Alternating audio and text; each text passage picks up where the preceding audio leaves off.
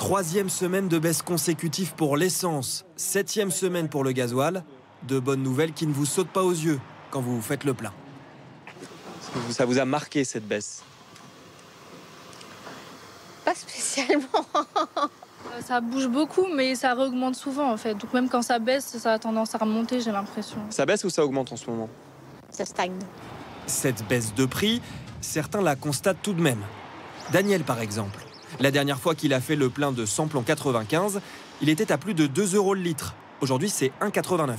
Ça fait 12 centimes d'écart, 13 centimes d'écart. Sur 50 litres, ça fait pas grand-chose de différence. C'est 6 € de moins sur son plein. Alexandre, lui, prend sa voiture tous les jours pour aller travailler. Même avec cette baisse de prix, il trouve que son budget carburant est trop important. Moi, c'est 300 € par mois. Ma femme, 300, ça fait 600. Pour aller travailler? Juste travailler, pas se balader, juste travailler. Tant que je pense qu'on descend pas sur 1,60, ça va être chaud, ouais. Ce qui vous marque aussi, c'est la différence de prix entre l'essence, en haut, et le gasoil en bas. Le diesel est en moyenne 15 centimes moins cher. C'est le plus grand écart depuis 7 ans. Il y a encore quelques mois, Christophe aurait pu en profiter, mais il a changé sa voiture diesel pour une essence.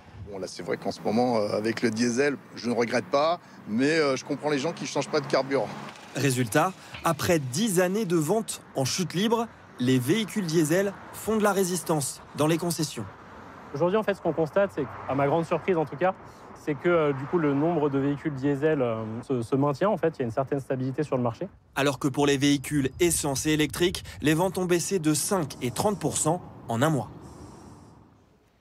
Dans les pays voisins, les prix à la pompe sont-ils aussi élevés? La réponse est non. La France est en fait le seul pays d'Europe où l'essence reste nettement plus chère qu'avant la guerre en Ukraine.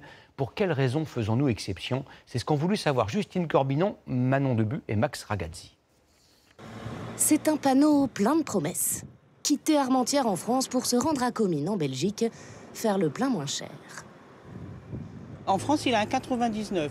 Ici, à 68, je crois. Ça vaut le coup d'être frontalier.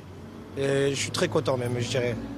Heureux les frontaliers. Mais la France est-elle vraiment le pays d'Europe où le carburant est en ce moment le plus cher? Les nordistes l'ont bien en tête. Chez nos voisins belges, le litre d'essence est à 1,69 €. C'est plutôt dans la moyenne des autres pays européens. Seule la France est près de 20 centimes au-dessus, 1,87 €.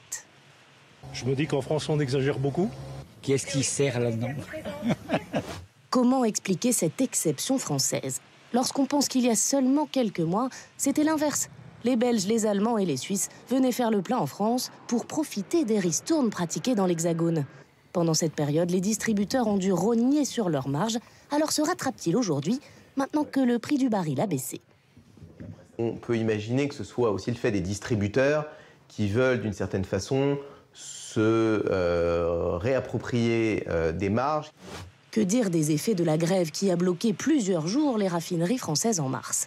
D'après le représentant des distributeurs de carburant, cela a eu des conséquences sur les prix. Les 2 épisodes de grève dans les raffineries, blocage de raffineries, blocage des stocks, ont effectivement créé en France une nécessité d'approvisionnement exceptionnel en samplon à l'extérieur du pays. Nous avons dû importer de l'essence et donc la payer plus cher, une hausse qui se répercute à la pompe aujourd'hui.